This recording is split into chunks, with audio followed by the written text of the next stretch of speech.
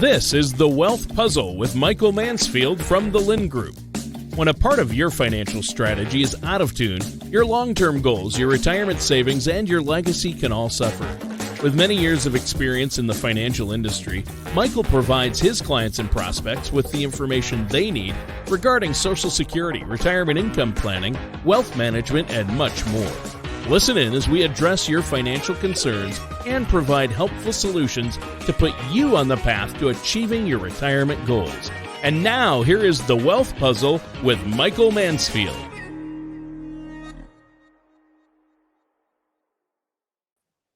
Hi, everyone. Thank you for joining us on our podcast, The Wealth Puzzle. We have a great show for you planned. We've got some new economic data that has come through the pipe, and Mike's going to share that with you. Also, if you like and enjoy our content today, check us out on our website, thelindgroup.com. Cool. Thank you, All right. Tana. Yep. Hey, you know, I can always tell the weather in Texas because Tana sits by a window. And so Right? if It's she's a a little little darker darker, today. we know it's gloomy, which is funny because Ventura's the same. We've got the June gloom here way early, I guess. So I don't know.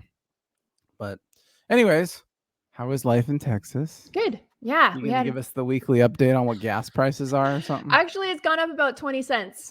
So what, now you're at $3? It's pretty depressing. Yeah, No, ours creeped back up to like basically 6. Okay. Again. Yeah. We're close to 4 again. Yeah. Creeper. Yeah. Yeah. Darn it. Oh, well. Yeah. You know, it's what it's like. Yeah. We're living it. We're living it. But brisket's still $1.99 a pound out in Texas. Endless mountains of brisket. Delicious. The one time I went to when I was in Texas, I walked into a market somewhere and there's just like a pile of briskets like on a something cold right at the doorway. Like you know, it's like the blue light special. So anyways, hey, Tana's right, down to business. So there's a lot going on, right? Yeah. You know, the market's still extremely pouty. The market went down last week more. People are starting to freak out. You've got economic data that's coming in tragically, you know, what's going on with the GDP negative and all this crazy stuff. And so here we are. What is our job? So we do retirement income planning, but we have a singular focus, and that is when the market is going down, when the market is being bad and mean and hurting our feelings and all of that fun stuff. Tana and I are having a conversation about the two things that drive the market, right? Mm-hmm. Is this an emotional tick down, right? Irrational tick down, non-financial tick down, or the numbers bad? Right. You know, because if we have legit bad numbers, you go back to 2008 when the stock market crashed 51% over about an 18-month period. Mm-hmm. Guess what? There was bad numbers. People were losing their homes. Banks were going out of business. Sense. Yeah. You know, I mean, it was really justified. Right. You fast forward to 2020. You know, worst stock market crash based on a time period ever recorded. An almost 40% decline in 5 weeks. It was insane. But once again, the first half of that correction was probably numbers. The government turned off the economy, right? We had a decline in GDP. Mm-hmm. However, the second half of the decline was then getting to the irrational part where people were just in a panic. Mm-hmm. And the reality is what happened in 2020. Things turned around pretty quickly and shot right back up when everyone said, oh, wait. Great recovery. Numbers don't support the crazy. Right. You know, and then we fast forward to now. Tana's husband flies a private jet worth $100 million. Obviously, the stock market disproportionately impacts people.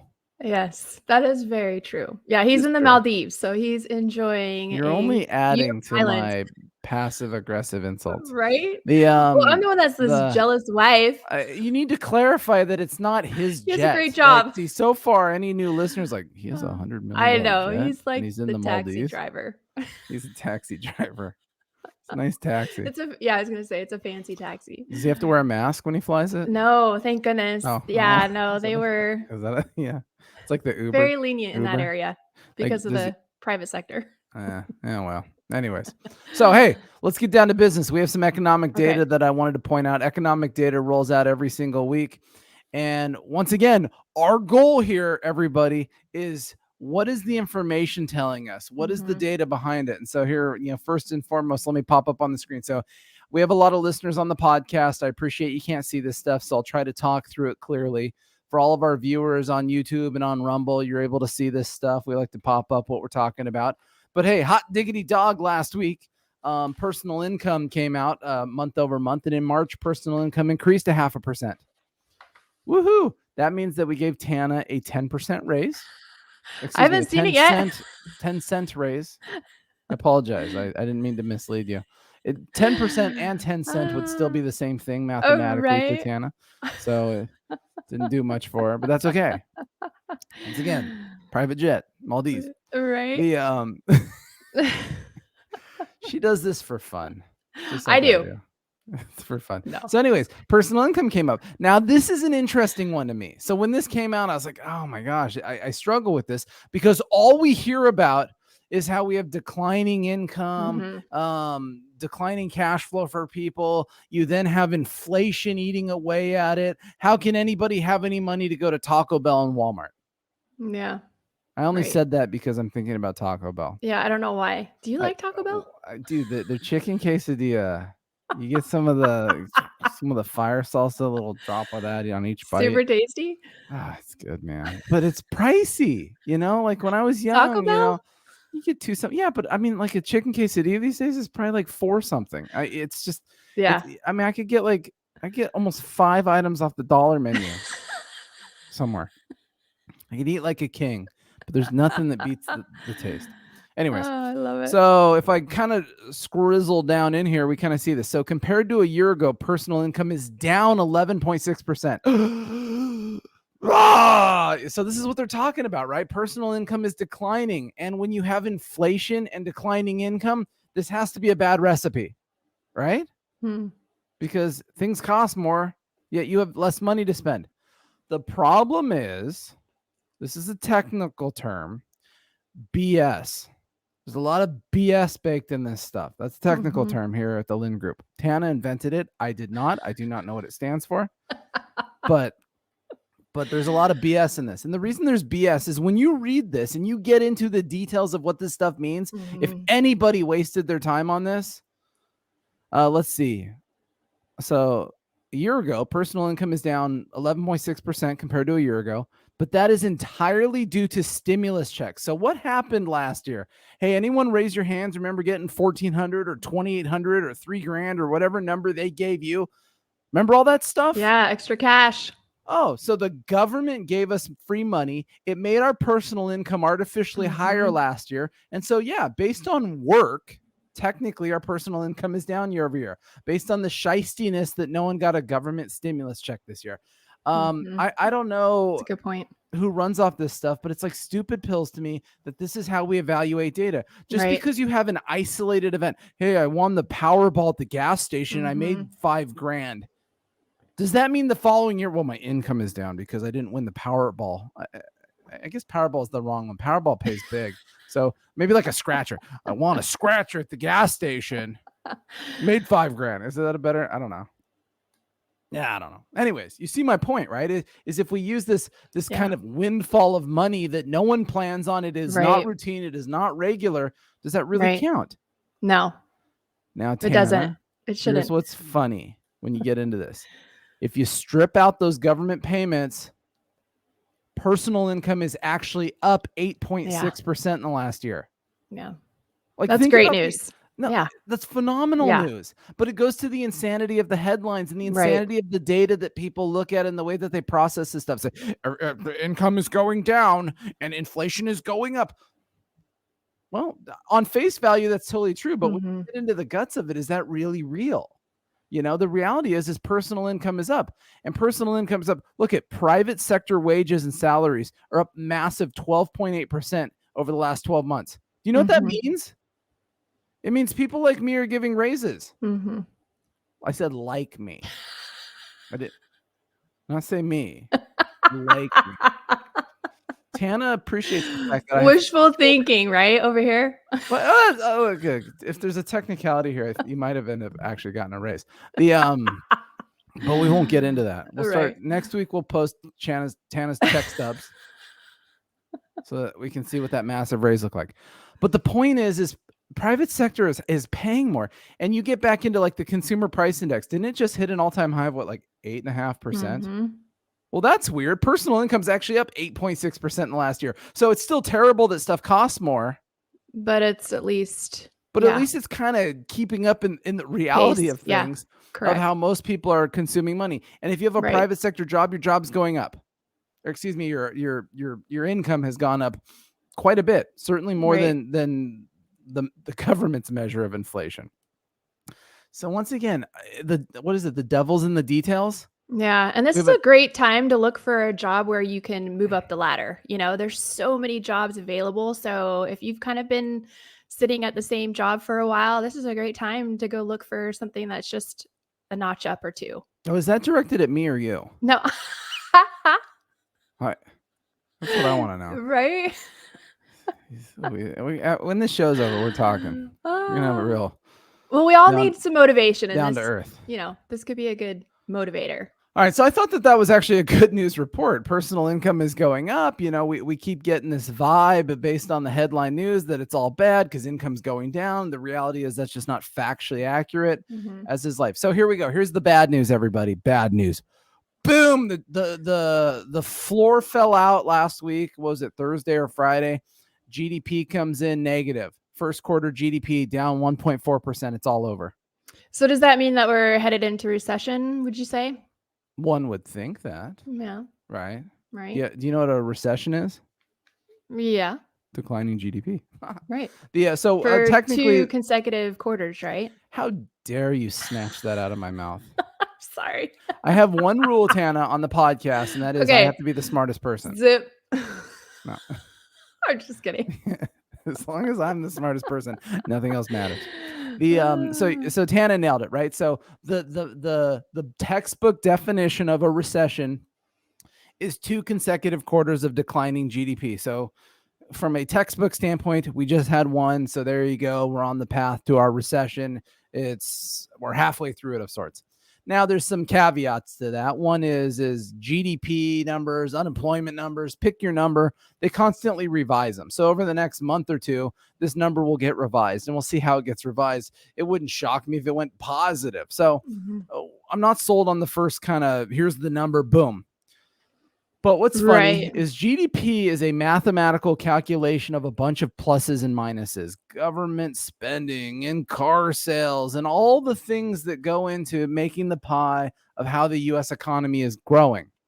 So as usual, kind of like the personal consumption debate I just had with you guys, the devil is in the details. And so when I come into first quarter GDP, so why did GDP drop? There's a number of factors. First, a massive surge in imports, which resulted in a drag of 3.2 percentage points on the GDP. Now, Tana, if you have a negative 1.4 and you add the number 3.2, would you end up with a negative or a positive number? Still a negative, just slightly negative. It'd be positive. Wait, what did you say? Plus negative. I'm taking the negative. I'm adding the positive back in. Makes me positive. Didn't you say -4? No, I said 1.4. Oh, I'm sorry. I caught technology issue. I caught the 4. I'm sorry. Sorry. That was a good save.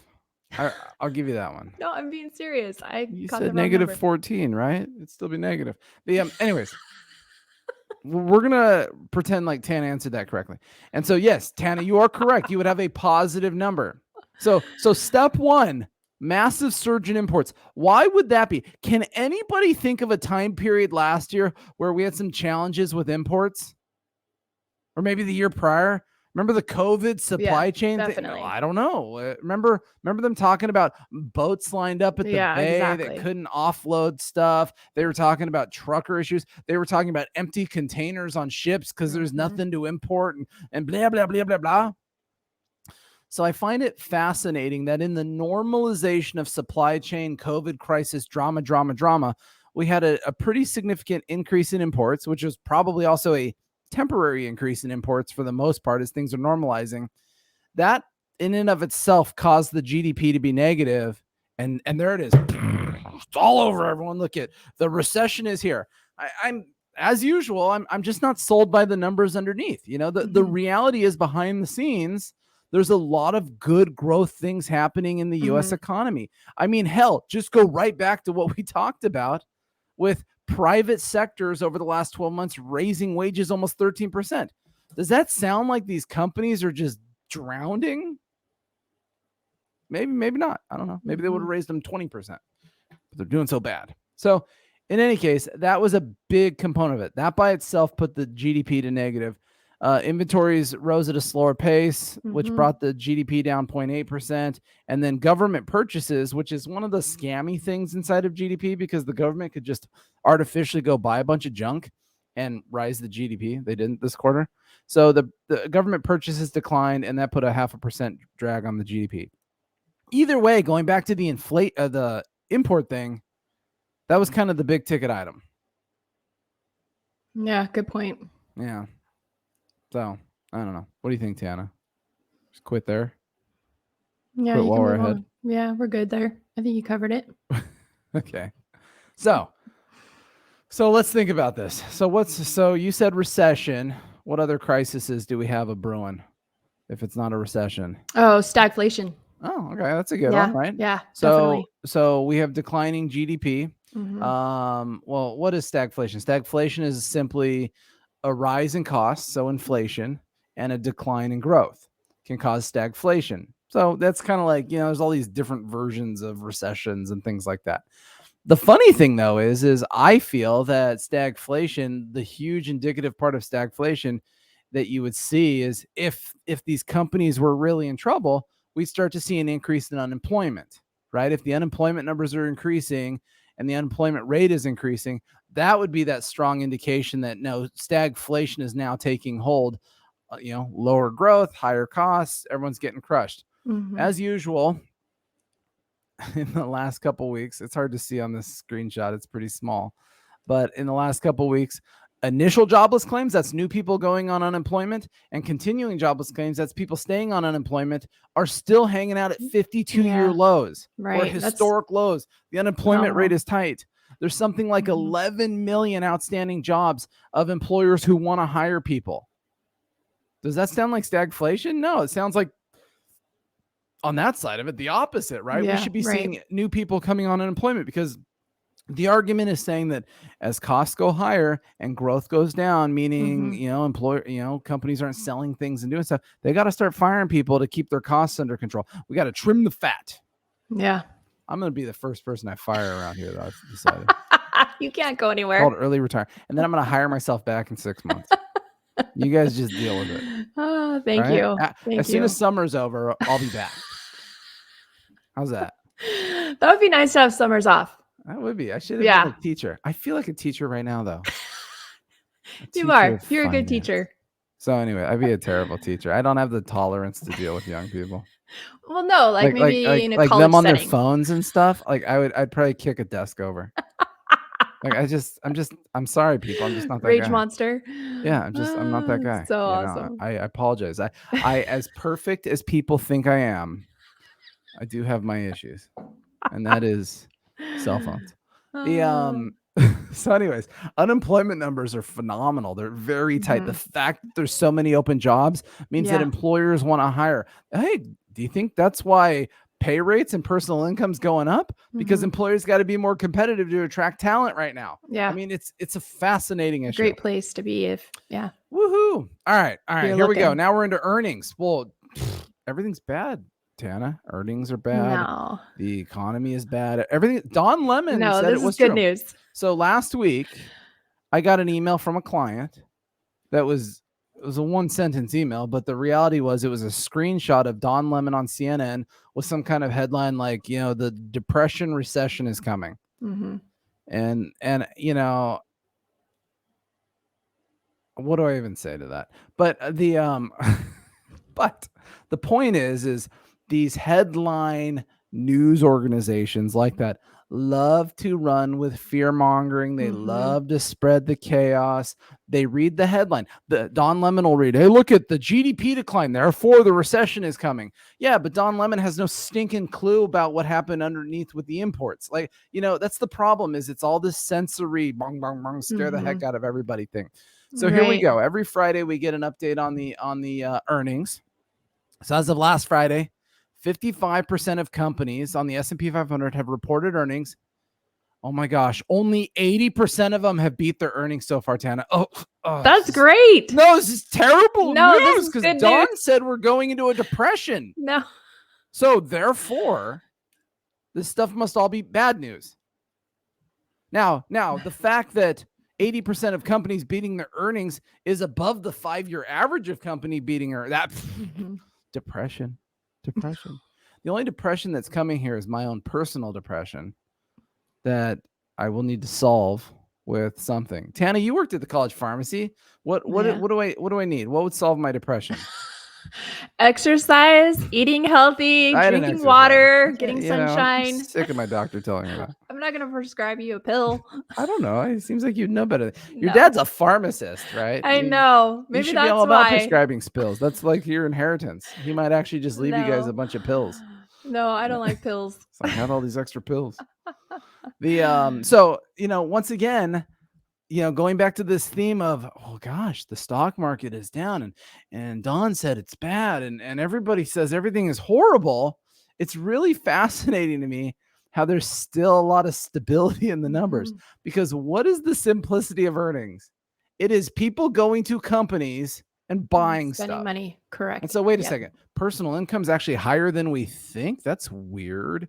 GDP is not as terrible as we think. That's weird. And companies are reporting earnings in the first quarter during the Russian war and during all the inflation and during all these bad things, meaning people went and spent money there. How could that be true? This is all lies. Someone made this up. Nope. It's the only thing that makes sense. Now, here's what's funny, though. This is cool.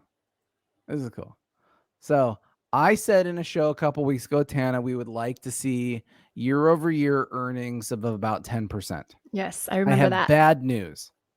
Year-over-year earnings at the moment, even though companies are beating, are only up 7.1%.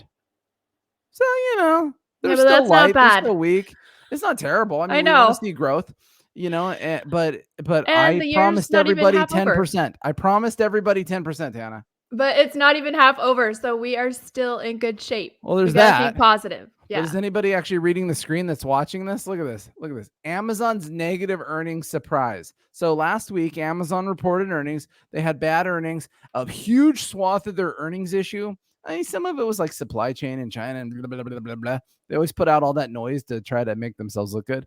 But a huge swath of it is Amazon invested heavily into Rivian, an electric car company. Turns out to be a turd burger car company so far, because you have a company that stock price opened at $80. It went to 170, and now you can buy it for, I think they'll actually pay you to buy the stock.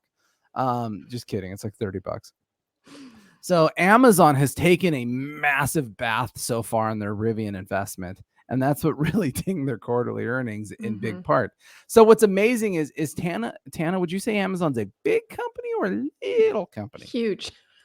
It's massive. It's the Death Star of companies, right? Putting every retailer out of business. I mean, dude, they just put an Amazon plant here in Oxnard. Yeah. Now it's like when you order your stuff on Amazon, it's like, all right, you'll get it in 15 minutes. I mean, it's crazy. So same day delivery. Yeah, that's crazy. We're going to start getting really impatient. Because it's going to cause a problem, right? What do you mean same day? I want same hour. All right. So anyway, we got to be careful. Amazon is a behemoth company that took a little walloping on stocks and earnings, everybody. And what's funny is if we stripped out Amazon's earnings, the green bar here is what the average aggregate year-over-year growth rate is for the companies without Amazon. And what do you notice? It's about 10%, what we were kind of projecting and hoping for. Good point. Now, it's funny because obviously net, it's not. It's 7.1, but that's solely because of Amazon. The reality is behind the scenes, Amazon's throwing a cloud, right? Amazon's the rain cloud, making everything look bad. But if you cleared the rain cloud, you'd realize that all of these underlying companies are actually doing pretty well and having pretty good earnings year over year. That's a great point. So, there we go. What do we do with that? Look, I think the reality is it goes back to the individual, right? It's easy for Tana and I to sit here and talk data and make our case. And it's interesting because I feel good about making a case when it's going against the grain, right? Everybody thinks everything is bad. Everybody thinks it's doom and gloom. I do want to dig in and find the data and find the information that justifies why things aren't as miserable. I want my clients' accounts and my parents' accounts and my accounts and Tana's accounts. I want us to do well. I want our investments to do well. And it's all based on trying to make unemotional decisions with data. Right. And the reality is a lot of this stuff falls back to you as the individual. If you're planning on retiring, if you are retired, obviously the relevance of what the stock market is doing is very important. The one thing I can say is if you work with Tana or you work with me to build an income plan, the whole goal of an income plan is to make sure that your income is protected and correctly cash flowing. We're not pulling money out of the stock market to generate income. That's a big no-no. We do not reverse dollar cost average accounts because in times like this, you do irreparable damage. So if you don't have an income plan, if you do have an income plan, if you're freaking out, if you're listening to stuff saying Mike's crazy, Tana's cool, I'm thrilled with that. Call her. But here, I gotta pop up the banner. Where's it at? I'm so bad at this always. There we go. Give us a call. 805-500-7035. 805-500-7035. As Tana mentioned earlier, come hang out on our website. You can request a book. You can request a meeting, all kinds of fun stuff. So our website is thelindgroup.com. Lind is spelled Lynd. But other than that, Tana, I as usual, we started this show and I told Tana that she would be talking a lot more today. I apparently lied, and that's okay. You were on fire. I was a fuego. I'm just but maybe because there's just so much going on here. No, I totally agree. This is very necessary. So maybe next week we can work on that idea that I had. So. Oh yeah, good point. So, anyways, everyone have a great week. We will be back. Toodaloo. Oh, I gotta play the video. See, I'm just. I don't know what I'm doing. I gotta go to brand. Hang on, everyone. Where's the closing video? I actually played it first when we started earlier. And we had to redo you did, the whole thing. And then we had to start all over again. Goodbye.